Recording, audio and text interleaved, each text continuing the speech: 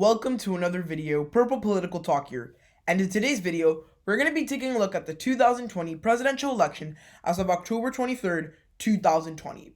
We're going to be taking a comprehensive look at these forecasts from The Economist, looking at the data they present to give a clear picture of what will happen on election day if we listen to the data.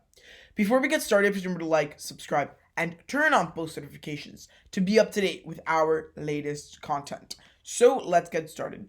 At this point in time, The Economist has been a news source that it's somewhat biased towards the Democrats. However, they have a pretty comprehensive forecast. Now, before we begin, I also want to give the disclaimer that at this point in time, the polls and the data that we do have does not necessarily going to translate onto the real election. We have to keep that in mind. So, generally speaking, they give Joe Biden a very likely rating to beat President Donald Trump in the Electoral College. Now, that's a pretty big number considering that, or pretty big rating considering that the election was very tight back in March. Due to the COVID-19 pandemic, everything has been thrown into shambles, and even in the last couple of days of the election, which a lot of people expected President Donald Trump to increase his support, he is down according to the forecast. So that is the chances of winning the Electoral College, 92 versus 8% chance. Now, taking a look at winning the popular vote, Biden is almost guaranteed to win the popular vote with 1% chance of Donald Trump being able to do that. Well, Biden has a 99% chance. And why is this number so low for President Trump in the popular vote? In 2016, even though he won the Electoral College by somewhat of a handy margin, considering how unpopular both candidates were, the election that right now we see that he's so much more unpopular. He actually has a record as president, which some people love, which some people don't like, and I think that is something that's coming into mind, and I think just that general polarization just gives Biden a higher chance. Now, when it comes to these chances, you have to keep in mind, these are percent chances. Although unlikely or low, they are still big possibilities Donald Trump can still win. And keep in mind that in 2016, 538 and other forecasters, they put Hillary Clinton ahead with over an 80% chance of victory on election day. Let's keep that in mind because that is something that is very crucial. Now, when it comes to the electoral vote, what are they projecting right now? They are projecting Biden to get at least 230 electoral votes and at most 415, while they project the president to get at least 123, at most 308. So, right now, let's take a look at the election over time. How has this election changed? How have the chances changed over the election cycle? So, at the beginning of the election cycle, when this forecast was first released, we were starting to get into the first days of the pandemic.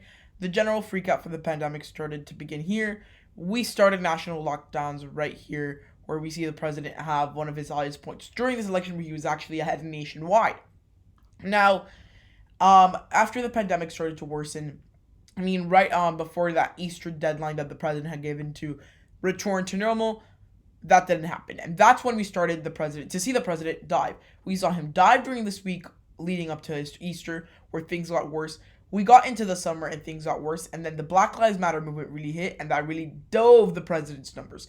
In addition to that, we have the pandemic, which really started to hit the president very hard in the middle of the summer due to the high number of cases, the high number of deaths starting to increase. And at this point in time, it's pretty much the debates that have really hurt President Trump. Biden has been able to use these debates to, in a political way, attack President Trump. Not that those attacks might have been 100% factual. However, they're in a way very, very smart attacks on the part of Joe Biden. He's attacking and pulling the political heartstrings of Americans. He's going in with these speeches saying, there's someone that you know that's no longer sitting at the table. It's these very big political speeches that you always hear politicians give. That really affects some Americans' decisions. And just look after the debates. After Trump's COVID-19 diagnosis, Donald Trump has been pretty bad in polling data and other data that we do have. Again, this data is very symbolic, as realistically the chances of the data being spot on are 0 to none. And that is something we must analyze as well, low to none. So that is something that we have to take into account, because although these numbers might be amazing, they might have very good data, they have a lot of talking points. In 2016, these same forecasts had amazing numbers for Hillary Clinton, yet she still lost. Now, talking more about the electoral vote, we saw a point in the election where it was going to be almost a dead heat to see who was going to win the electoral vote.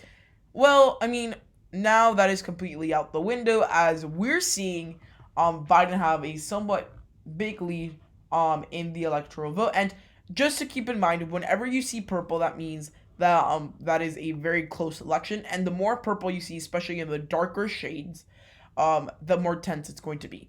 And ever since the pandemic really hit President Trump, like during the summer, where he dove to like around 190 electoral votes in mid-July, we're around that range again, just 10 days before the election. Again, you also have to keep in mind that Hillary Clinton had a similar projection at this point in the election. And again, things are starting to change, especially with Joe Biden's corruption story, which really hasn't been covered by the mainstream media. However, it was attacked by the Trump campaign, and it's coming out, and the president's campaign is truly pushing it. If a lot of more bombshells like that come against Biden, we're going to see a similar effect that we saw in 2016. However, for the president at this point in time, it looks somewhat unlikely for him to win, and you have to keep that in mind. Now, taking a look at the next piece of data they have is who is going to win the election by electoral college simulations. So they've done a lot of simulations, and just keep in mind there's 20,000 possible pathways to victory in the election. And at this point in time, out of those 200,000 or 220,000, 92% of them, Biden is the victor, while Trump wins in only 8% of simulations. And you can see them by electoral vote count. For example, here you can see Biden has very big peaks, like around 278, around like almost 319, 360 something, and then the electoral scenario where he wins Texas. That is what we're seeing here. And generally speaking, the higher you see, for example, it's the more likely it's going to happen. Donald Trump still does have his chances, however, they're not that high. And if this was truly a dead heat of an election, this graph would be symmetrical right here. Completely symmetrical to a point where it would be pretty much evenly tied. Now, I just want to show you guys this same map, however, in a bigger perspective, in a way that you see the sea of blue possibilities. For example, here it shows you the simulations they ran, and these are, for example, the ones that are blue are the ones that Biden won, red is that Trump won. We're seeing a sea of blue.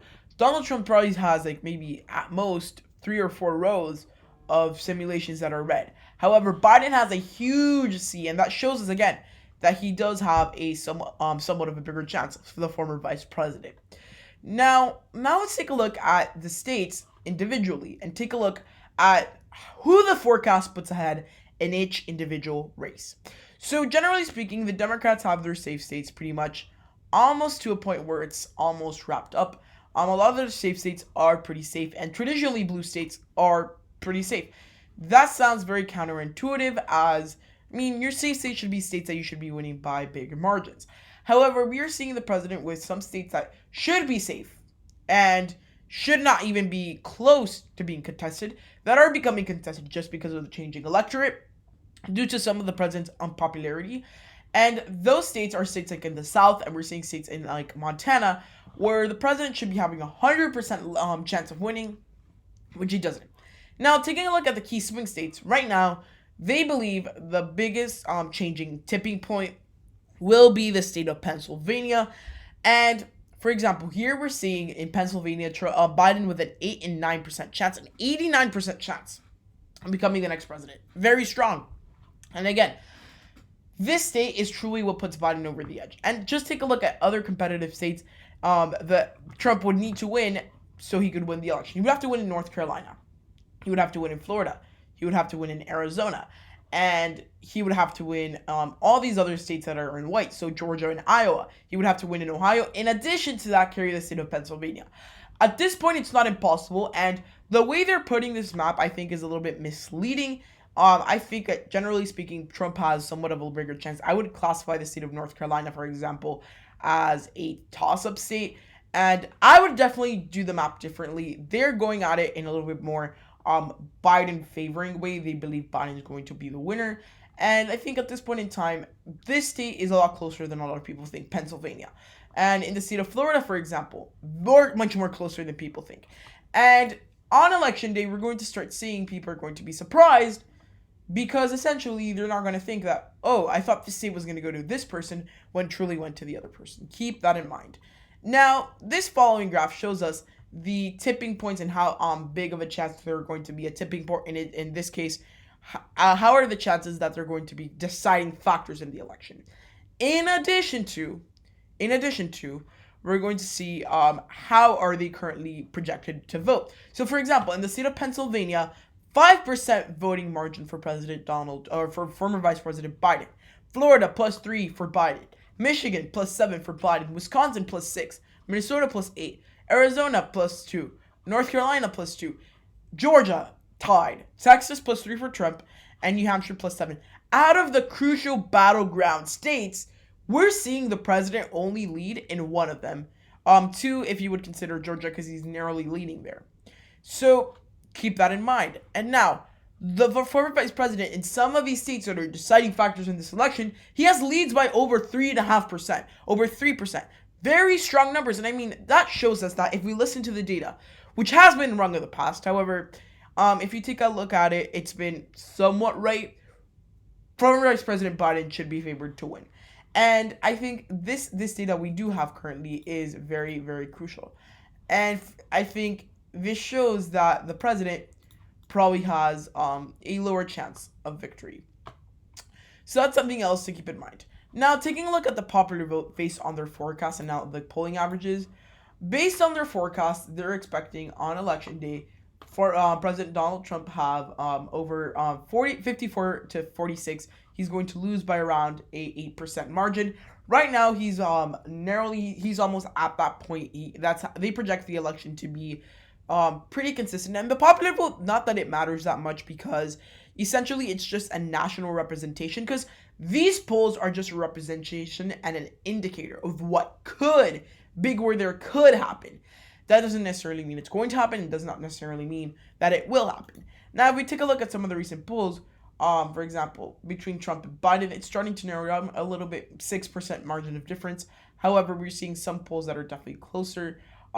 This IBD-TIPP poll, 52 to 48. However, generally speaking, we're seeing them like average out at a rate down here that would be, for example, Ispop's and a Reuters poll, 10% margin of victory for the former vice president.